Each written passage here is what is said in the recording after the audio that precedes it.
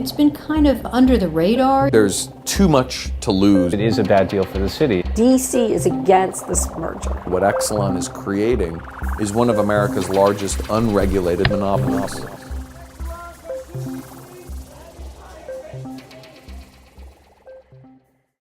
Exelon is one of the largest electric utilities in the country. It's based in Chicago. It has operations stretching from Illinois to the East Coast.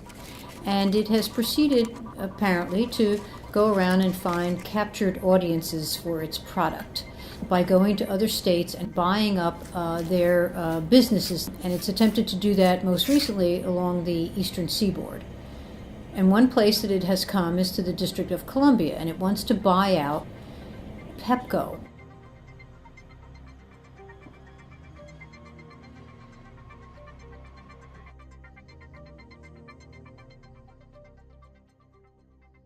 Exelon is buying Pepco. What's happening here is that it's an all-cash transaction where Pepco is getting $27 a share for each share that I own. I own about 300 shares.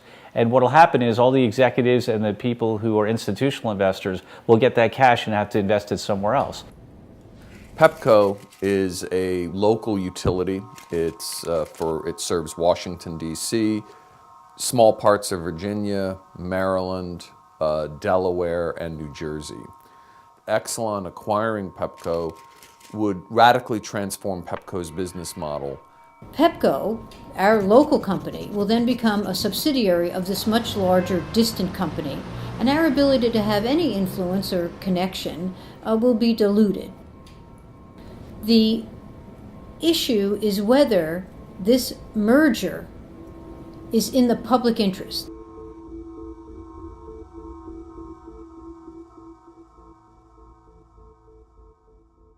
There are two very different utilities. First of all, Exelon is a much larger company, but also Exelon, in addition to having other utilities that sell electricity to households and businesses, they also own one of the largest fleets of power plants in America, where they generate electrons using fuel from nuclear to natural gas to coal. Pepco, on the other hand, doesn't own a single power plant. They are simply a distributor of electricity to households and businesses. The producer of energy has the interest in selling and getting a good price, a high price, as high a price as it can get. Pepco, in selling it, wants to sell it at a low price, and also is keen and willing to cooperate when we try to produce alternative forms of energy, renewable energy. Yeah, well, Exelon has a whole strategy about renewable energy, which is they want to get rid of renewable energy unless they own it themselves. So there's two big reasons why a company like Exelon wouldn't want renewables on the grid. One is that they don't mesh well. So that's a problem, because their job is to balance the whole mess, right? But the power that they're already invested in is an inflexible power. So they don't like renewables because they're flexible. They require flexibility. The other is that eventually there's direct competition. Rooftop solar, which has been around for an awful long time, is finally cost competitive with competing fuel sources like nuclear and natural gas and coal. And so when rooftop solar becomes cost competitive, as it is now, then there is financial incentive for households and businesses to self-generate, to generate all of their electrical needs from rooftop solar systems. It would be a local job to make your energy, as opposed to buying energy from a coal-fired power plant or a nuclear plant or whatever it is, way far away from DC. Solar is the only kind of energy that we can actually make here at home. Pepco has been a decent player in negotiations on efforts to expand rooftop solar, to preserve net metering, to embrace things like community solar, which allows large groups of individuals or businesses or churches to aggregate together and invest or buy into larger solar array systems. We have solar, we have distributed energy, we have green roofs, we have all sorts of things that we've tried to reduce our use of energy or to have renewable energies, to reduce our carbon footprint.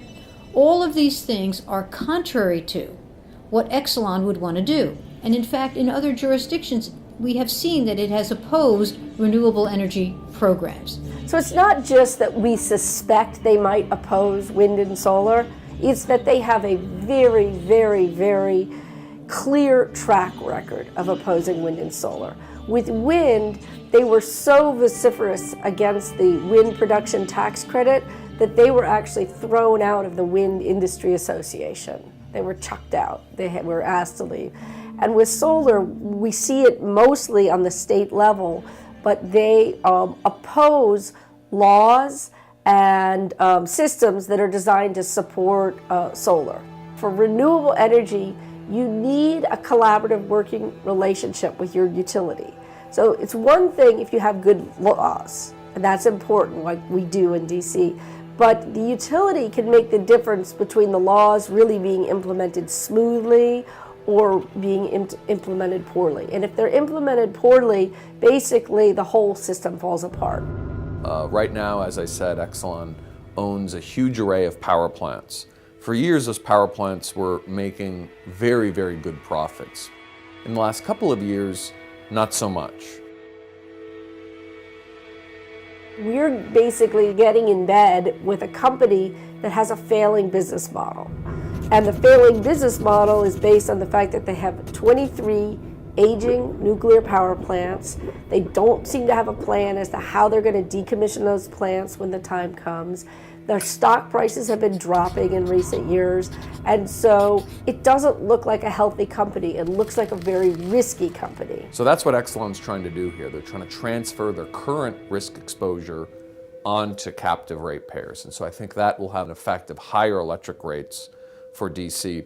So if Exelon takes over, the fact is Exelon wants higher energy prices because they sell energy, because they sell expensive nuclear power, which is by far the most expensive source. In order to finance this merger, Exelon has to take on over $4 billion with a B dollars worth of debt to finance the acquisition of the Pepco stock and all these funds they're setting up. That debt is going to be laid on our company. And no matter what you say, somebody's got to pay for that. We're going to have deeper costs. That's what we're going to have, because we're going to all be melded together with their product that really is a 20th century kind of product when we want to move to the 21st century. You know, just as we saw in this country a move away from the typewriter because of people like Bill Gates and Steve Jobs, what we're seeing today is the technology revolution is rendering the typewriter of the electric industry, coal and nuclear and natural gas power plants, any sort of centralized plant model, is being rendered obsolete. We don't have any energy generation in the District of Columbia. All we do is we buy power at the cheapest price we can get it, and we try to conserve energy. That's our whole sort of approach. And I don't want that to be overturned by this merger. There's too much to lose and really no upside to Exelon taking over Pepco. Exelon and Pepco have to show that this is going to benefit citizens in a lot of ways, and the fact is they failed to do that. And that's essentially what this merger case is about, is this in the public interest? And what we're saying is, no, it doesn't meet that test of being in the public interest because of so many broader concerns about the company's track record and the risks involved with being associated with Exelon. That's what the Public Service Commission, which is the commission which will decide this, a three-person, independent commission. It has to determine under the law whether it's in the public interest to allow this merger to go through. Public Service Commission has the ability to make the energy future for our city better. And approving this deal would be one way to make it worse. And so that's why we said it's a bad deal for the city. The general public needs to have their voice heard on this.